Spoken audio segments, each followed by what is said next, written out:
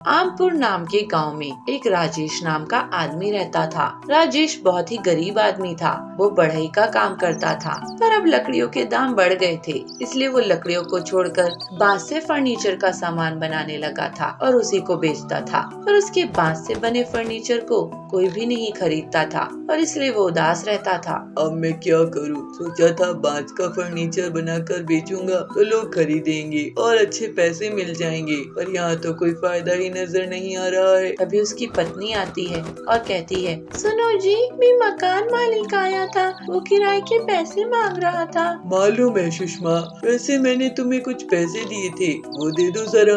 अजी, वो पैसे तो घर के राशन पर चिंटू एक खिलौने की जिद करने लगा था, इसलिए मैंने उसे वो खिलौना दिला दिया और इसी में मेरे सारे पैसे खत्म हो गए। चलो ठीक है। तभी राजेश देखता है कि उसका बेटा चिंटू ऑटो रिक्शा के खिलौने से खेल रहा था।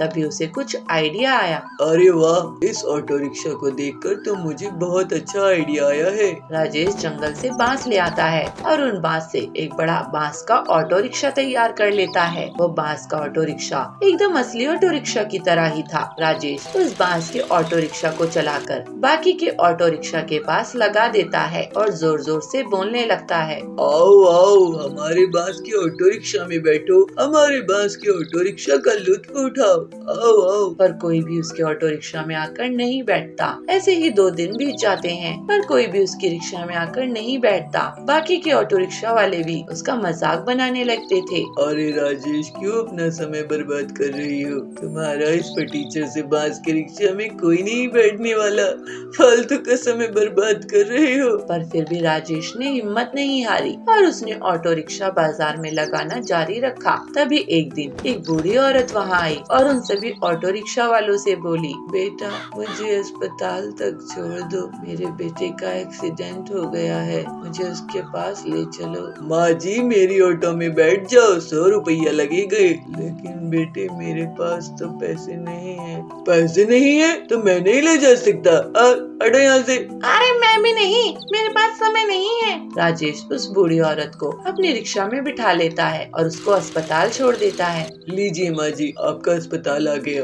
शुक्रिया बेटे। तभी वो औरत माँ दुर्गा के अवतार में बदल जाती है और कहती है, राजेश बेटा, तुम बहुत ही दयालु हो। मैं तुम्हारी परीक्षा ले रही थी, देखना चाह रही थी कि तुम किसी जरूरतमंद की मदद भी करते हो या नहीं, पर तुमने की और मैं बहुत प्रसन्न हूँ। इसलिए मैं तुम्हारे इस बांस की रिक्शा को जादुई बना रही हूँ। अब से तुम जिस भी जगह के बारे में सोचोगे, ये जादुई बांस का रिक्शा तुम्हें उस जगह एक ही मिनट में ले जाएगा और तुम्हारा काम भी बहुत अच्छा चलेगा। ऐसा कहकर माता दुर्गा अंतर्ध्यान हो जाती हैं और राजेश का रिक्शा सच में जादुई हो जाता है। राजेश अपने घर के बारे में सोचता है और उस ऑटो रिक्शा में बैठ जाता है और एक ही मिनट में वो अपने घर पहुंच जाता है। उसे देखकर बहुत हैरानी थी, पर माता रानी के चमत्कार पर विश्वास था। ऐसे ही अब उसका काम भी अच्छा चलने लगता है। अब गांव के हर आदमी उसकी ही रिक्शा में आकर बैठा करते थे, क्योंकि वो बहुत ही कम समय में कहीं भी पहुंचाया करता था। एक दिन एक औरत उसकी ऑटो रिक्शा में बैठती है। वो बहुत हड़बड़ी में थी। बेटा, थोड़ा जल्दी करना। माँ जी, एक ही मिनट में आप पहुँच जाएंगी, आप चिंता मत कीजिए। राजेश एक ही मिनट में उस जगह पहुंच जाता है और वो औरत उसे खुश होकर 200 रुपए देती है। बेटा, मैं दाई हूँ और तूने मुझे समय पर पहुंचा दिया। अब मैं उस औरत की समय पर मदद कर पाऊंगी। उस दाई ने एक बच्चे को दुनिया में लाया। राजेश भी ये देखकर बहुत खुश था कि उसकी जादुई ऑटो की वजह से आज किसी की समय पर वो काम आ सका। अब ऐसे ही वो अपनी जादुई बांस की ऑटो रिक्शा गरीबों की मदद में भी लगाता था।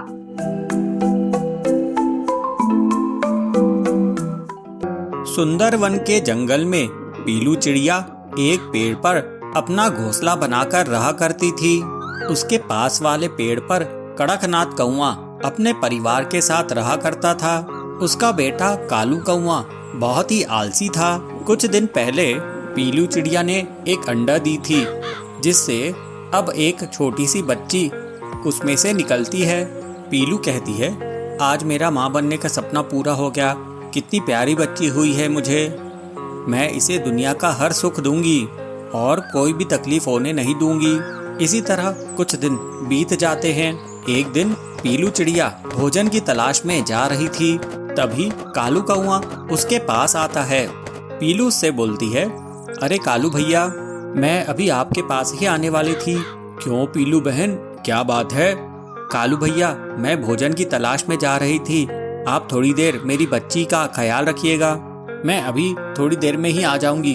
अच्छा ठीक है बहन, तुम जाओ, मैं तुम्हारे बच्चे का ख्याल रख लूंगा, लेकिन आते समय मेरे लिए भी भोजन लेकर आना। आप चिंता मत कीजिए, मैं आपका भी भोजन लेती आऊंगी। इतना कहकर पीलू वहाँ से चली जाती है। कालू उस बच्ची की देखभाल करने लगता है। थोड़ी देर बाद पीलू भोजन लेके घर आती है। घर पहुंचकर पीलू कालू से कहती है, कालू भैया बहुत बहुत धन्यवाद, आपने मेरी बच्ची का ख्याल रखा। ये लीजिए, मैं आपके लिए भी भोजन लेकर आई हूँ। ठीक है पीलू बहन, अब तुम अपनी बच्ची का ख्याल रखो, मैं अपने घर जा रहा हूँ। इस तरह पीलू चिड़िया रोज रोज भोजन लेकर आती और कालू बैठा बैठा ही खाता रहता है। ऐसा करते करते बहुत महीने गुजर जाते हैं और बारिश का मौसम आ जाता है। पीलू चिड़िया अपनी बच्ची को देखते हुए कहती है, मैं इस बारिश से अपनी बच्ची को कैसे बचाऊं? मेरी बेटी इस बारिश में भीग रही है। मैं कालू के पास जाकर मदद मांगती हूँ, शायद कालू मेरी कोई मदद कर सके। ऐसा सोचकर पीलू कालू के पास जाती है। पीलू दुखी होकर कालू से कहती है, भैया इस बारिश में मेरा घोंसला पूरी तरह से भीग गया है, क्या आप थोड़ी देर के लिए मुझे अपने घोंसले में रहने दे सकते हो? मैं अपनी बेटी को साथ लाई हूँ। कालू कहता है, देखो पीलू बहन, मेरे घोंसले में इतनी जगह नहीं है कि मैं तुम दोनों को इसमें साथ रख सकूं। तुम कोई दूसरी जगह देख लो। पीलू चिड़िया बहुत दुखी होकर वहां से चली जाती है। बारिश बहुत तेज हो रही थी। तभी पीलू को एक पेड़ में बहुत बड़ा सा सुराख दिखाई देता है। पीलू अपनी बेटी के साथ सुराख में चली जाती है। ऐसे ही सुबह हो जाती है, लेकिन फिर भी बारिश नहीं रुकती है। फिर पीलू सोचती है, ये बारिश तो रुकने का नाम ही नहीं ले रही है, मुझे ही कुछ रास्ता निकालना होगा। ऐसा सोचकर पीलू अपने घोंसले के ऊपर एक छतरी बना देती है। ये देखकर कालू सोचता है, अरे ये पीलू चिड़िया तो बहुत ही चालाक निकली, इसने तो अपने घोंसले को छाते से ढक लिया है। मौका देखकर मैं ये छाता चुरा लूंगा और अपने घोंसले में लगा लूंगा। तब कालू कौवा उसके घोंसले में आकर छाते को चुरा लेता है। कालू उस छाते को अपने घोंसले में लगा रहा होता है, तभी वहाँ पर बाज आ जाता है और उसे धमकाते हुए कहता है, ए कालू, तू पीलू चिड़िया का छाता चुराता है, तेरे को शर्म नहीं आती? अभी जा और वापस से ये छाता उसके घोंसले में लगा, नहीं तो मैं तेरे हाथ पांव तोड़ दूंगा। बाज के डर से कालू कौवा फिर से पीलू चिड़िया के घर के ऊपर छाता लगा देता है। इस तरह से पीलू चिड़िया अपनी बच्ची के साथ खुशी खुशी रहने लगती है। एक जंगल में पीलू चिड़िया अपने पिता टिल्लू और अपनी माँ बबली के साथ रहा करती थी।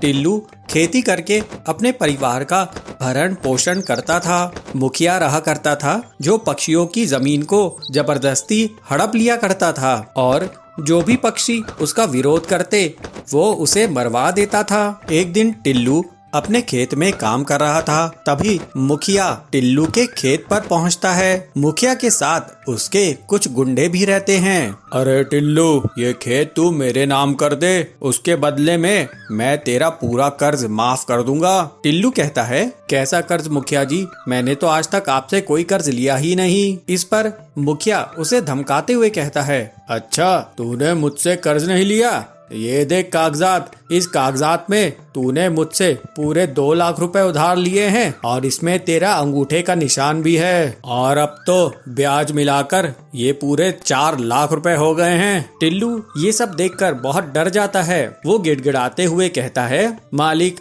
आप ये सब मत कीजिए, अगर आप मेरी जमीन ले लेंगे तो मेरा परिवार भूखा मर जाएगा। देख टिल्लू, मैं तुझे अभी बहुत अच्छे से समझा रहा हूँ, अगर तू मेरी बात नहीं माना तो फिर तू जानता है अंजाम क्या होगा। इन गुंडों को देख रहा है ना, ये तुझे ऊपर पहुंचा देंगे। इस तरह डराने धमकाने से टिल्लू मुखिया का सामना नहीं कर पाता है और वो डर के मारे उसको अपना खेत दे देता है। टिल्लू उदास मन से घर आता है। बबली उसे कहती है, क्या बात है जी, आज आपकी तबीयत ठीक नहीं लग रही है। अरे बबली, सब बर्बाद हो गया।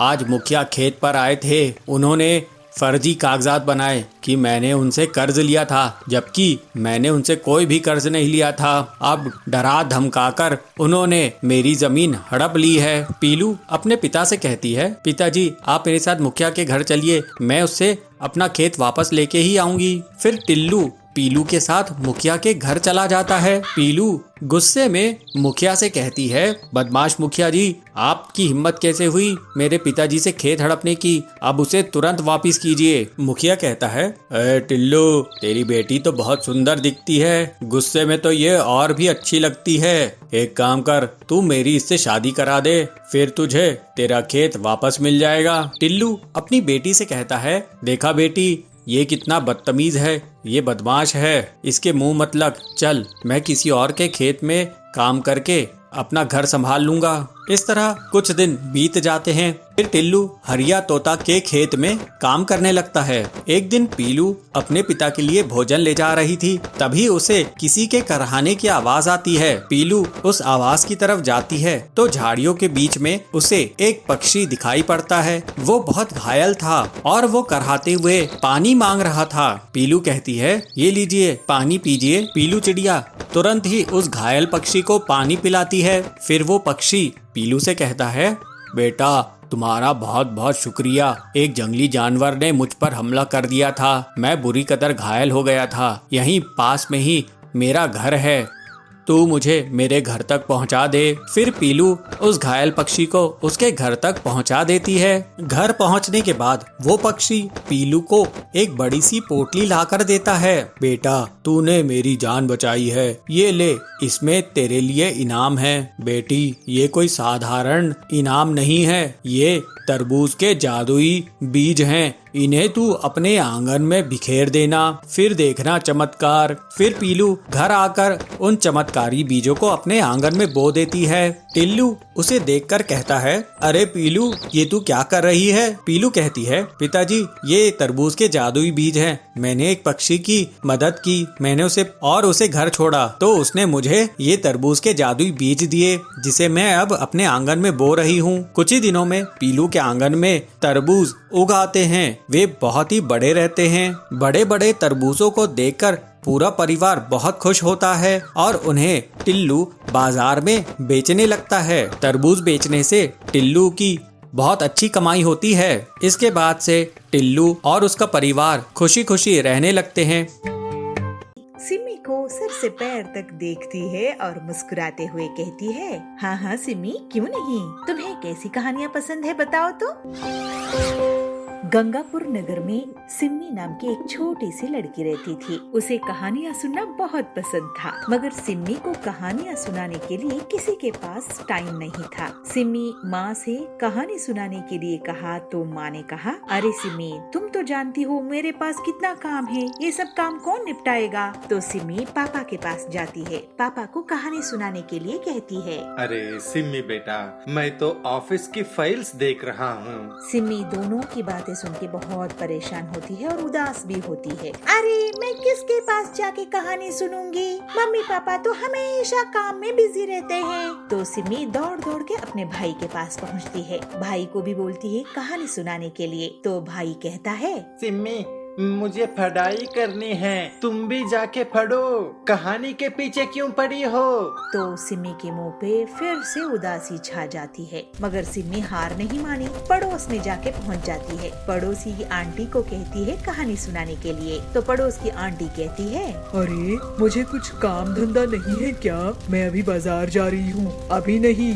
सबकी ना सुनते सुनते सिमी थक के घर आ जाती है और तय करती है, अरे इन सब के पास टाइम नहीं है तो क्या हुआ, मैं कल जाके टीचर से पूछूंगी। ऐसे सोच के खाना खा के सो जाती है और सुबह स्कूल पहुंचती है तो टीचर से कहती है कहानी सुनाने के लिए। तब टीचर ने कहा, नहीं, अभी नहीं, पहले हम हिस्ट्री की लेसन खत्म करते हैं, बाद में टाइम मिला तो देखा जाएगा। तो सिम्मी फिर उदास चेहरे से आके अपने बेंच पे बैठ जाती है। सिम्मी जिस किसी को भी कहानियाँ सुनाने की मांग कर रही थी, उनके पास कहानियाँ सुनाने के लिए कोई टाइम ही नहीं था। एक दिन आशा दीदी सिम्मी के स्कूल आती है। आशा दीदी टीचर भी नहीं थी और वो पढ़ती भी नहीं थी। वे उस स्कूल में पढ़ने वाले बच्चों से बड़ी थी मगर टीचर से छोटी थी। आशा दीदी दिखने में बहुत सुंदर थी, दुबली पतली सी है तो भी उसकी चेहरे पे एक अजीब सा मुस्कान था।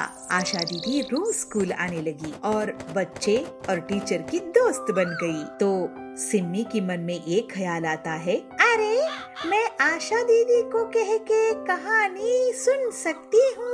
मगर सिम्मी के मन में थोड़ी सी हिचकिचाहट थी कि कैसे पूछे। तो वो एक दिन धीरे से आशा दीदी के पास जाती है। आशा दीदी, क्या आपके पास थोड़ा समय मेरे लिए है? क्या आप मुझे कहानी सुनाएंगी? तो आशा दीदी सिम्मी को सर से पैर तक देखती है और मुस्कुराते हुए कहती है, हाँ हाँ सिम्मी, क्यों नहीं, तुम्हें कैसी कहानियाँ पसंद है बताओ तो। सिम्मी को इससे पहले ऐसे कोई प्यार से बात नहीं किया कहानियों के बारे में। तो सिम्मी सोचते हुए पूछती है, दीदी क्या आपको भालू की कहानी आती है? तो आशा दीदी स्कूल के आंगन में स्कूल के बाद कहानी सुनाने की वादा करती है। तो सिम्मी और उसके दोस्त स्कूल के आंगन में स्कूल की लास्ट घंटी बजने के बाद जा पहुंचते हैं और आशा दीदी अपनी कहानी शुरू करती है। आशा दीदी जंगल में घूमते घूमते खो गया हुआ एक भालू की कहानी शुरू करती है। आशा दीदी की कहानी सुनाने की तरीका इतना मजबूत था कि सिम्मी को आशा दीदी की सिर्फ आवाजें सुनाई दे रही थी और सिम्मी तो अपनी ख्यालों में जंगल में भालू के साथ खुद खो गई थी। आशा दीदी की कहानी सुनाने की तरीका इतना आकर्षक था कि आसपास खेलने वाले सिम्मी के सारे दोस्त भी आशा दीदी की फैन बन गए और वो भी कहानी सुनने के लिए आ पहुँचे। ऐसे ही कहानियों का सिलसिला हर दिन चलता रहा। एक शहर में लालू नाम का एक आदमी रहता था। वह खाने पीने का बड़ा ही शौकीन था। दिन भर में वो बहुत सी चीजें खाया करता, मगर जो कुछ भी वह खाता उसका छिलका या पेपर या पॉलीथीन का बैग सबको सड़क पे यूं ही फेंक देता। वह इस बात का ध्यान नहीं रखता था कि उसके ऐसे करने से आसपास का इलाका गंदा हो जाएगा और केले की छिलके को इधर उधर फेंकने से कोई भी गिर सकता है। अरे मैं तो मस्त मौला हूँ, मैं खाऊंगा, मैं फेंकूंगा, तुम्हें अगर ये गंदा लगता है तो तुम साफ कर लो। ऐसे कहते हुए अपनी आदत को तो वो नहीं बदला। एक दिन लालू ऐसे करता हुआ देख एक छोटी बच्ची ने उसे रोक लिया और उससे कहा, अरे अंकल, आप यह केले के छिलकों को ऐसे क्यों फेंक रहे हो? सड़क पर इससे कोई फिसल कर गिर सकता है और इससे हमारा आसपास का जगह भी गंदा हो जाता है। हमें कचरा कूड़ेदान में फेंकना चाहिए, है ना? क्या आपको स्कूल में यह सब नहीं सिखाया? ऐसे पूछती है। लालू राम ने उस बच्ची पर ध्यान नहीं दिया, बल्कि उल्टा उसके साथ मजाक करने लगा। अरे बच्चे, मैं तो कभी स्कूल ही नहीं गया। लालू हंस हंस कर वहाँ से चल पड़ा। लेकिन जब वह शाम को अपने घर की ओर वापस लौट रहा था, तब वही बच्ची पास में अपने दोस्तों के साथ खेल रही थी। लालू उस बच्ची को देख रहा था। उसे देखकर लालू मुस्कुरा रहा था कि तभी अचानक उसका पैर उसी केले की छिलके पर पड़ा जिससे उसने सुबह फेंका था। केले की छिलके पर पैर पड़ते ही वह फिसलकर जोर से गिर पड़ा। अरे मैं तो गिर गया, कोई तो बचाओ, कोई तो उठाओ, हाय मेरी कमर, कहते हुए दर्द से बिलबिलाता रहा। उसको देख आसपास के सारे बच्चे उस पर हंसने लगे। तब उस बच्ची उसके पास वापस आकर कहती है, क्यों अंकल, मैंने कहा था ना कि कूड़ा कचरा कूड़ेदान में फेंकना चाहिए। अब तो आपको समझ में आई। तब लालू हाय तोबा करते हुए, अरे क्या ये तुम्हारी शैतानी है? क्या तुमने ये चिल्का यहाँ फेंका था? ऐसे कहते हुए गुस्सा करता है, मगर वो बच्ची कहती है, अरे अंकल, सुबह आपने ही फेंका था, आपका फेंका हुआ है ये केले का छिलका। केले के छिलके ने आखिर आपको सबक सिखाया ना। कहते हुए उसको हाथ देकर सब बच्चों की सहारे उसको उठाते हैं और पानी पिलाते हैं, और सब बच्चे मिलकर उसको समझाते हैं कि अंकल देखो, हमारे स्कूल में तो सिखाया है, अगर आप स्कूल नहीं गए हो तो हमसे सीखो। जो भी कचरा है, कूड़ा है, उसको कूड़ेदान में फेंकना चाहिए, और हमारे आसपास और इर्द गिर्द के प्रदेश को हमें खुद साफ सुथरा रखना चाहिए। इतना ही नहीं अंकल, और भी है। सूखा कचरा, गीला कचरा अलग अलग डालने से सरकार उससे गोबर बनाएगी। हाँ अंकल, उसको रिसाइकिल करेगी। अब तो समझ में आई ना। लालू को अपने किए पर बच्चों की बात सुन के बहुत शर्मिंदगी होती है, और लालू कहता है, हाँ हाँ बेटा, अब तो अच्छे से समझ में आ गई। अब के बाद ना मैं कचरा फेंकूंगा और ना फेंकने दूंगा। ऐसे लालू अपनी गलती की एहसास करते हुए कचरा न करने का प्रण लेता है, और उसके बाद बिल्कुल जैसे बच्चों ने समझाया था, सूखा कचरा और गीला कचरा अलग अलग करके साफ सफाई की ध्यान रखता है।